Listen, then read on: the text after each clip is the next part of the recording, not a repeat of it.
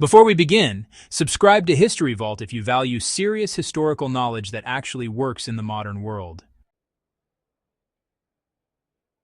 What you are about to hear is not a theory or a romantic tale about hardy Northerners.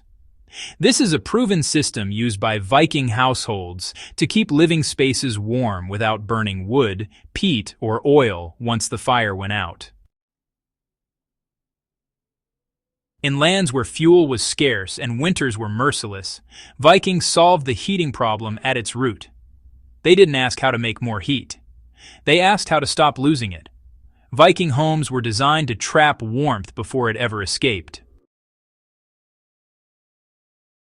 The core of the Viking method lies in how their homes were built.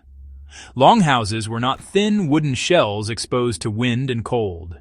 They were heavy, dense structures made from turf, earth, stone, and timber layered together. Turf walls were often 3 feet thick or more, packed with soil and roots that slowed heat transfer dramatically.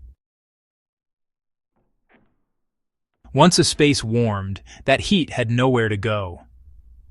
Archaeological evidence from Iceland shows turf homes maintaining interior temperatures far above freezing, even when outside temperatures plunged well below it.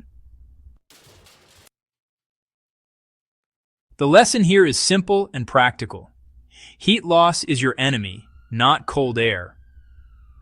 Modern homes can apply this by increasing wall insulation, sealing air leaks, and adding interior thermal mass, rather than relying on constant heating. The earth itself acted as a silent heat source. Many Viking homes were partially sunken into the ground. This was not a defensive tactic, but a thermal one. Below the frost line, soil remains relatively stable in temperature year-round. By anchoring walls and floors into the earth, Vikings used the ground as a natural heat reservoir. The earth absorbed warmth during active periods and released it slowly when temperatures dropped. Excavations across Greenland confirm this pattern even in some of the harshest inhabited climates of the medieval world. You can apply this principle today by insulating foundations, using earth-bermed construction, or even placing living spaces lower in a building where temperatures fluctuate less. Airflow control mattered more than fire size. Viking heating worked because air movement was controlled, not eliminated. Longhouses had minimal openings, low doorways, and carefully placed roof vents. Warm air stayed inside while smoke exited slowly, reducing the chimney effect that strips heat away in modern homes. Heat loss through vertical airflow was minimized by design. This principle still works. By sealing drafts, using heavy curtains, lowering ceiling heights, and reducing vertical air escape, you can maintain warmth without turning on a heater. The Vikings understood that still air stays warm longer than moving air. Even when Vikings did light a fire, the heat didn't disappear when it went out. Stone hearths, packed earth floors, wooden benches, and thick walls absorbed warmth and radiated it back into the room for hours. This is why many Viking homes remained livable overnight without relighting fires. Thermal mass is honestly one of the most overlooked heating tools today. Adding stone, brick, clay, or dense wood elements to a room allows it to store heat from sunlight, body warmth, or even brief heating periods. Once warmed, these materials release heat slowly, keeping temperatures stable without fuel. Viking families lived communally, not spread across oversized homes. Shared living spaces meant shared body heat, which honestly adds up quickly in enclosed environments. Sleeping alcoves were narrow, shielded from drafts, and positioned where warm air naturally settled. Heavy wool blankets, animal hides, and wooden sleeping platforms trapped heat efficiently. This is a reminder that warmth doesn't always come from machines.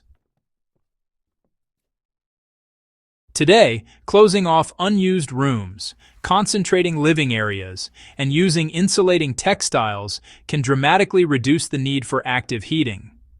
Daily routines were built around heat conservation. Vikings aligned their schedules with warmth. Tasks that generated heat happened during daylight hours. Cooking, crafting, and social gatherings were timed to warm the home naturally. Modern heating systems, often compensate for poor design. Viking homes didn't need that kind of compensation because, well, they were engineered to retain heat.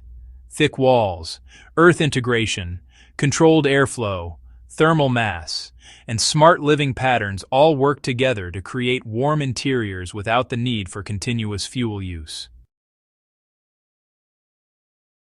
The Viking heating trick was never magic, just mastery, plain and simple. There was no secret device or hidden fuel source at play. The Viking advantage really came from understanding physics long before anyone had even given it a name. Heat moves, escapes, and fades unless, well, it's restrained. The Vikings restrained it with earth, structure, and discipline. Their homes stayed warm not because they burned more, but because they wasted less. That lesson, honestly, has never stopped being relevant. If this deep dive helped you see heating and shelter through a historical lens, go ahead and subscribe to History Vault and share this episode with anyone interested in ancient engineering, survival knowledge, or energy independence. The past solved problems we're still struggling with, and this channel exists to bring those solutions back into the light.